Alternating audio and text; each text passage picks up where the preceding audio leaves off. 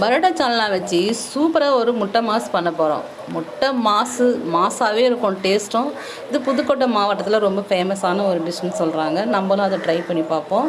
தவலை எண்ணெய் சூடானதும் வெங்காயம் நல்லா நீல வாக்கில் அரிஞ்சிக்கோங்க. வெங்காயம் 4 வெங்காயம்னா தக்காளி 2 தக்காளி இருக்கணும், அந்த மாதிரி தான் இருக்கணும்.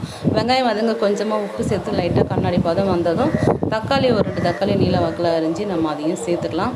தக்காளி தக்காளியோட அந்த தோல் மட்டும் சுருங்கினா போதும், ரொம்ப வதங்கணும்னு அவசியம் இல்லை. ஒரு பச்சை மிளகாய் போட்டு இதை நம்ம நல்லா வதக்கிக்கலாம். ரொம்ப வதக்கக்கூடாது, மீடியமாக வதங்கினாலே போதும். இதுக்கு தேவையான மசாலான்னு பார்த்திங்கன்னா காஞ்ச மிளகாத்தூள், அது ஒரு ஸ்பூன் அளவு, 1/2 ஸ்பூன் நம்ம காரத்துக்கு ஏற்ற மாதிரி நம்ம சேர்த்துக்கலாம். கொஞ்சமாக மஞ்சள்தூள் அதையும் சேர்த்து நல்லா வாட போகிற அளவுக்கு நல்லா வதக்கி விட்டுட்டு முட்டையை ஒரு முட்டையை வேக வச்சு 8 கட் பண்ணி அதையும் நீல வாக்கில் சேர்த்துக்குங்க. அப்போ தான் பார்க்க நல்லா பார்வையாக இருக்கும்.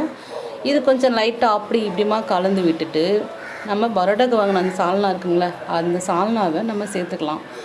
இது தேவையானதை மட்டும் சேர்த்துட்டு நல்லா அப்படியே கலந்து விட்டுட்டு கடைசியாக பச்சை மிளகாய், கருவேப்பிலை, கொத்தமல்லி இதெல்லாம் பொடியாக நறுக்கி நம்ம இதோடு சேர்த்துக்கலாம். சூப்பராக இருக்கும். கார்னிஷ் பண்ணும்போது மிச்சம் இருக்கிற சால்னாவை நம்ம என்ன பண்ணுறோம், அப்படியே தட்டை சுற்றி ஊற்றி அதுக்கு மேலே இந்த முட்டை மாசை வச்சு அப்படியே சாப்பிட்டா செம்மையாக இருக்குங்க. ட்ரை பண்ணி பாருங்கள். நான் சாப்பிட்டு ரொம்ப நல்லா இருக்குதுன்றதுனால தான் இந்த அளவுக்கு நான் உங்களுக்கு சொல்கிறேன்.